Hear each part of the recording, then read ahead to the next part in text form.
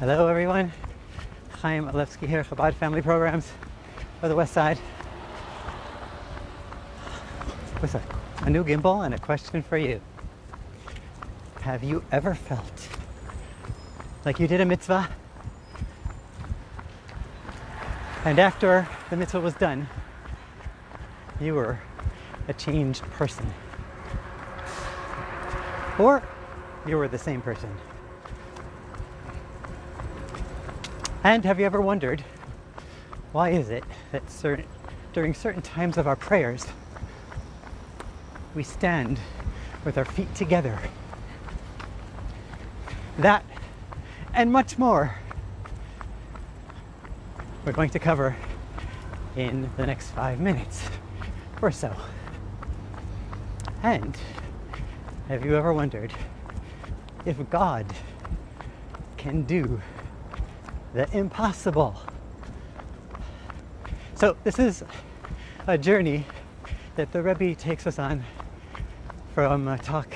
It's 1967, and the Rebbe quoted a verse, a few words of this week's Torah portion, Tavo, is "Vehalachta bidrachav," and literally it means God is telling the Jewish people, and you shall go in his ways. You shall emulate him. It's a few times in the Torah where it says, "Lalechet bidrachav," to go in his ways, "Vehalachta bidrachav," and you shall go in his ways. There are a few times where the Torah instructs us to emulate God. Rambam, the great codifier of Jewish law, Maimonides, enumerates the 613 mitzvos that we have, as do some others, and among them he counts this mitzvah, the halachta bidrachav, and you shall go in his ways, you shall emulate God, as one of the 613 commandments that the Jewish people are commanded to fulfill, to observe. And he explains, as do many other biblical commentators, and you'll find in the Midrash in multiple places, what does it mean, the halachta bidrachav, and you shall go in his ways? It means anachnu chayavim lihidamot lo. We are instructed, commanded, obligated to be like him, to be like God. Lihidamot lo, to emulate God. And they give examples. And he says, Mahu rachum afata hayerachum. Just as God is merciful, so too you shall be merciful.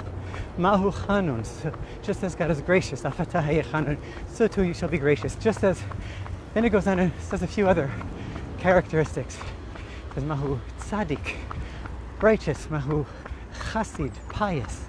Mahu kadosh, holy. There's a few variables over there that the Torah is telling us to emulate God.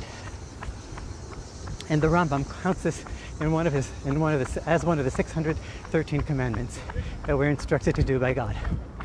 The Rebbe challenges from a different angle, and he says the Rambam himself tells us, he lays down the principles of the 613 mitzvahs, and he says that each of the 613 must be an actionable, single, specific mitzvah that targets one specific item. It cannot be an overarching, all-encompassing instruction like be good or just do everything. And the Rebbe explains that this mitzvah of the halachta bidrachav, that you should go in God's ways, is one of those general mitzvahs that, according to the Rambam, cannot be counted in the count of the 613. And he explains. The Midrash also talks about God, and God's instructing the Jewish people with the 613 mitzvahs and the study of the Torah. And it says, unlike other people who command others but don't do themselves, God commands us to do what he himself does. As it says, and it goes on to explain that God does all the mitzvot that he asks us to do. He puts on tefillin, he lights the Shabbos candles, he says the blessings, and it goes on to give, of course they're not physical mitzvahs the way God does them, but they go on to give examples of what that means spiritually. Thus, says the Rebbe, this mitzvah, to go in God's ways, is effectively telling us to fulfill all of the mitzvot and to learn the whole Torah just like God does. And if so, it's an all-encompassing mitzvah. It's a general mitzvah. It's not a specific mitzvah that is discernible as a one detail mitzvah that can be counted in the 613. Why then is it counted?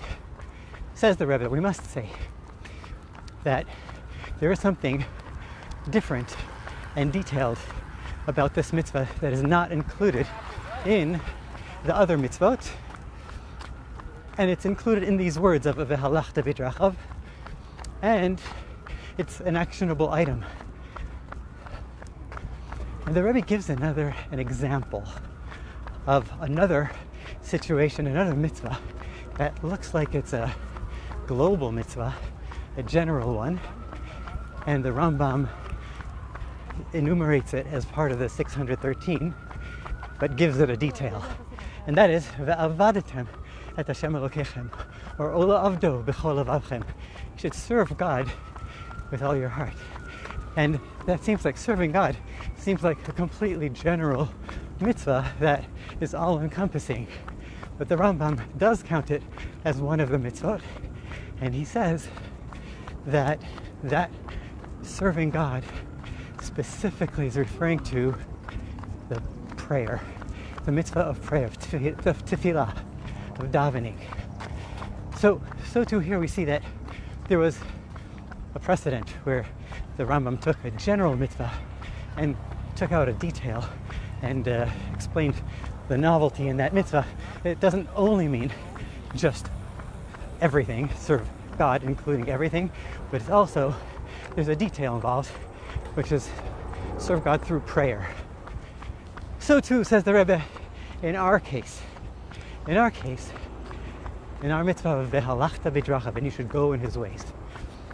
The novelty here, says the Rebbe, is in the first word, v'halachta, and you shall go. And he explains.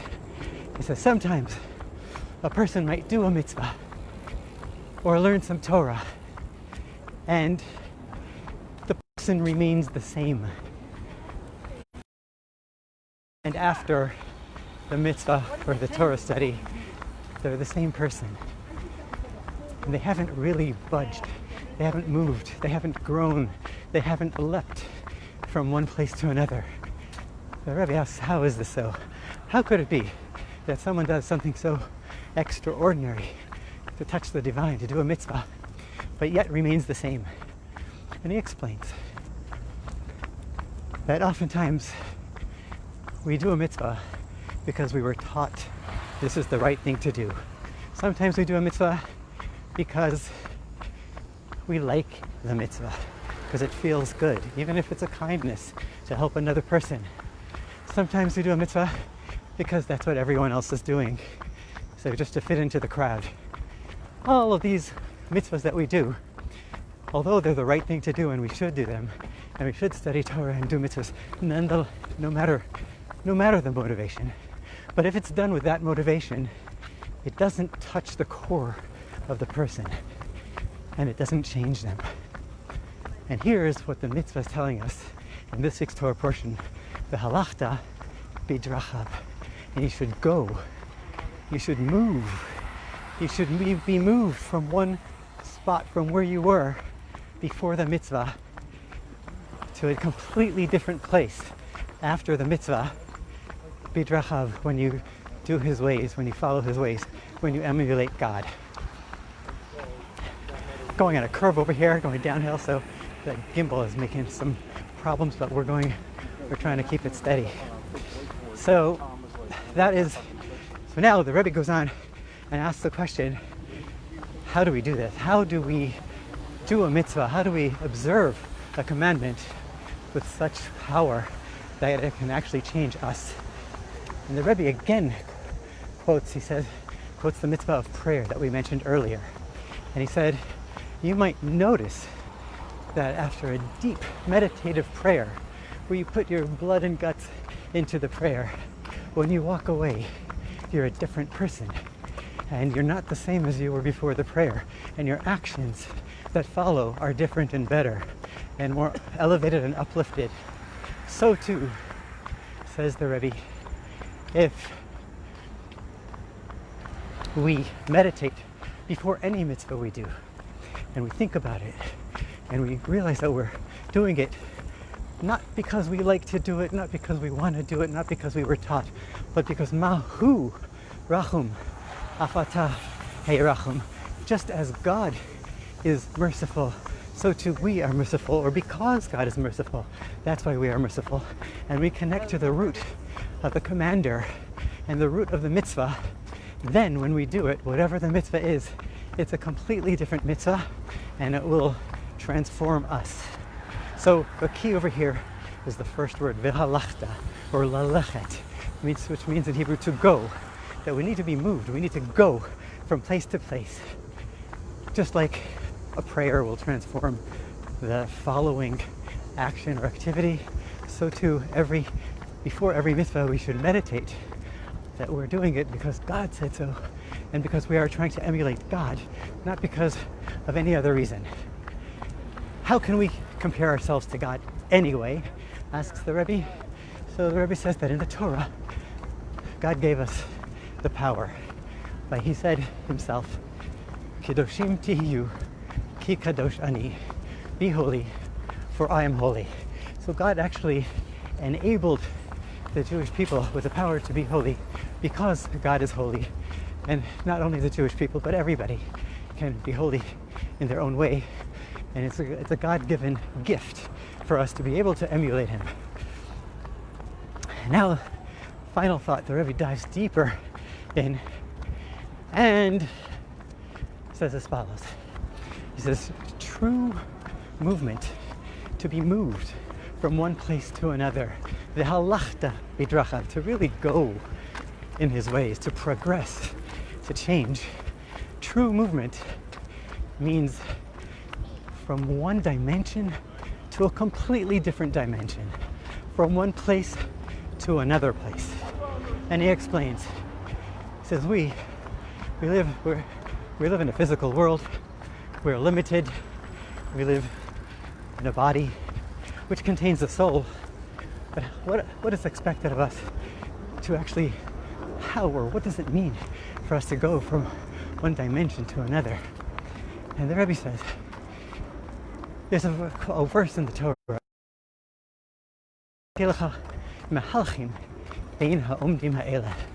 God says, I will give you, whatever the context is over there, I will give you goers, movers among those who stand, among the standards.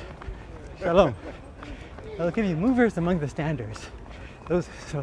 And the Zohar explains, the standards, those who stand in one place, are the angels, the malachim, the spirits, and the souls of mankind before they come down to this world and after they go back.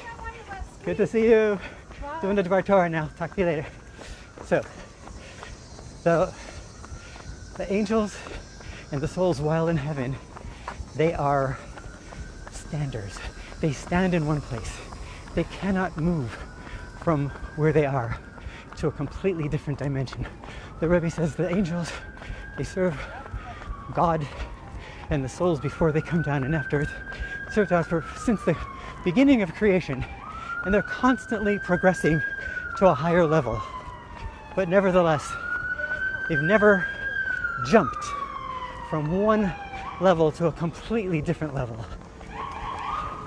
And that's why we stand like angels do during our prayer. When we put our feet together, we're comparing, we're mimicking the angels, that they stand. They have one leg as if standing in one place, and they can't move from where they are to a completely different dimension.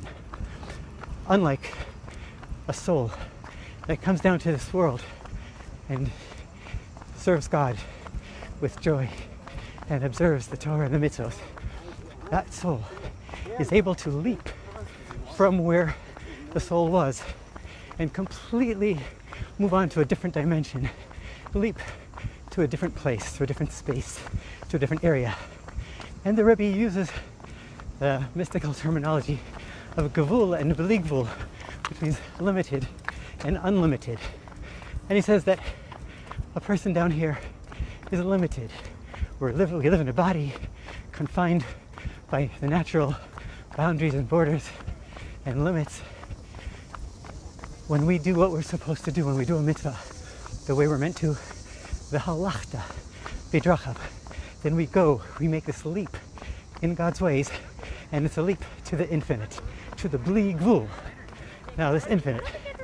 So the Rebbe says we have the power to leap from the finite to the infinite. How so? How could it be that a human being can leap and touch the divine and touch the infinite? Says the Rebbe. This is when we do a mitzvah and we connect to the commander of the mitzvah. The commander of the mitzvah is above finite and infinite. We can stretch our brains over here a little bit, because oftentimes we might think, oh, we're finite, God is infinite. No, the Rebbe says, explains, as it's brought down in the Kabbalah, the Zohar, and the mystical teachings, God created the concept of finite and infinite. God is not limited to the infinite. Of course, he's not finite either, but he's also not limited to the infinite. So for us, when we do a mitzvah, we connect to the creator of finite and infinite. And therefore, the creator, at his will, allows the finite to touch and become part of the infinite while maintaining the finite status. How is it so? The Rebbe uses the term that is used in the Kabbalah, which is a fancy term, which is almost a play on words. The Rebbe says, is the nimnaot. Nimna ha-nimnaot. Nimnaot means the impossible. Nimna ha-nimnaot means impossible of impossibilities. Loosely translated, it would mean God is the one for whom impossibilities are impossible. Nimna ha-nimnaot. God is the one for whom impossibilities are impossible. And there you have it. When we do a mitzvah, we connect to the one to whom impossibilities are impossible, which enables us, finite beings, to touch, connect, and become infinite. Let's go do it. Share.